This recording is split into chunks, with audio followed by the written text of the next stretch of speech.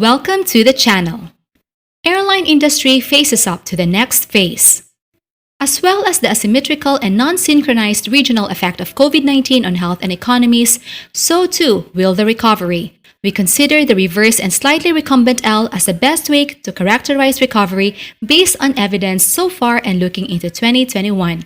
For other countries, it is not clear how these steps will be taken, how people can manage the short-term loss of jobs. The government has also stated that it is implementing economic measures to protect employment, guarantee wages, and help for self-employment. There's only one common theme: retaining cash in a fund that can contribute to and increase the summer season, but it's important to concentrate on individual cases and areas at country and airline level. With a wide range of international travel restrictions, which are restricted to a variety of countries, not only for passengers of a particular nationality, but also for all passengers, the main focus of recovery is on the domestic market and lasts for several months. While it is a critical prerequisite for the return to travel to accessible foreign markets, the rapid recovery to previous levels of operation is inadequate. China, currently the world's largest domestic aviation market, is expected to reach 90% of its previous capacity by the end of 2020, according to the new CAPA Aviation Projection Center. According to CAPA's air capacity model, China's number of domestic seats is expected to approach 80% in June 2020 as the country emerges from the COVID-19 crisis and then gradually rises in the summer to about 90% in early October 2020. By mid-December 2020, China's domestic capacity will increase by 93% over the previous year. The capacity of the US domestic market is far from the largest domestic market, at 35% over the previous year, on the other side of the equation. The number of passengers screened on June 14 was 21%, up from 3.6% on April 16 on the same business day, 12 months ago. However, even if adapted to the situation of the absence of international passengers, this is a clear demonstration of the gap. In Europe, where not all countries but all borders are open, we have become more active. Shifting down from this position, the number of flights operated by carriers at low fares was only 2% compared to last year and only 9% for traditional airlines. Know and take action to tackle the industry's opportunities and challenges. There are, of course, other foreign aviation elements of the global industry. In several ways, winds of change that disrupt the industry will occur from geographics to technical advancement, demographic shifts, environmental concerns, and winds. Therefore, it is important to recognize the future environment of airlines to ensure sustainable growth of aviation and to improve its ability to ensure that connectivity provides significant economic and social benefits. Similar airline and partnership conversations start happening. Why will the developments listed here affect their particular regulation and business environment? When will partnerships overcome the threats leading to these patterns and leverage established opportunities? After the first publication of this research in 2017, many airlines have been looking at these issues and impacts for a specific business model as a starting point for strategic planning exercises. Air France KLM, for example, put together high-level executives from different departments to evaluate how the organization had planned for the different scenarios and to determine the appropriate steps to enhance the team's ability to take advantage of emerging trends.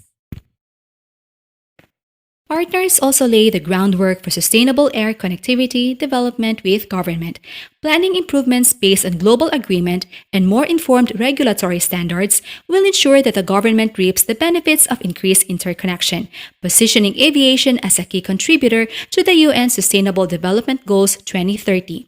The industry wants to be a key collaborator, and we look forward to an exchange of perspectives with our government colleagues on what the developments identified here represent and how best to tackle them for their particular countries and regions. In the last 12 months, it has conducted seminars in Australia with senior officials from the European Commission, France, New Zealand, Nigeria, and IATA. The purpose of these discussions was to explore how communication in their jurisdictions could affect research scenarios and topics. Although local characteristics varied, the discussions created several common elements. First, recognition that international developments would pose new opportunities but also new challenges for sustaining global approaches to aviation policymaking. How can globally based institutions accommodate new aviation competencies while maintaining an approach which, since the 1944 Chicago Convention, has led to steady growth?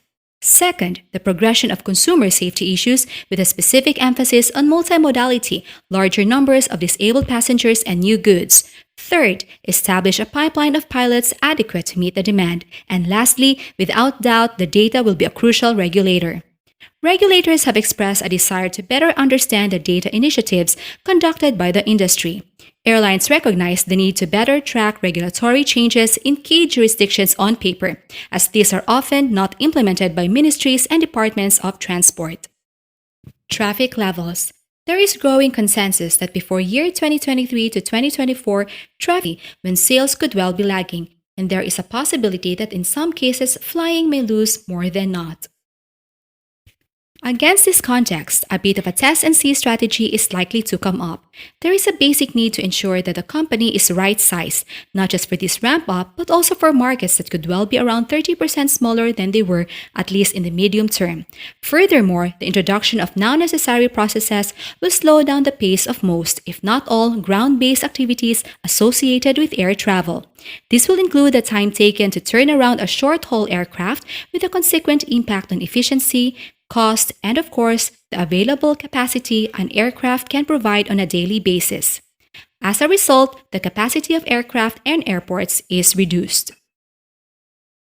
But if all predictions are inevitably wrong, some options and flexibility need to be created. One of the leaders of a well-known former airline has made it clear that you should not waste the crisis, and we can really see a change in the process, including in-depth restructuring in some cases.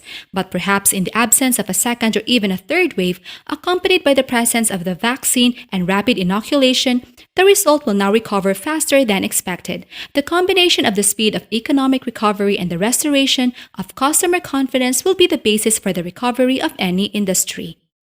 There are a number of unavoidable consequences for the wider aviation industry related to financial loss and consequent relocation. This level of destruction of balance will be unprecedented and is already clear, even at the end of 2019, airlines showing a strong balance sheet and a set of attractive odds were in the minority.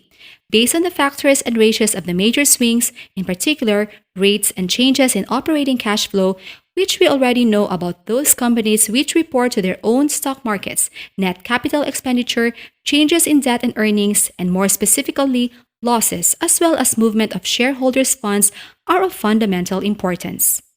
Investment story.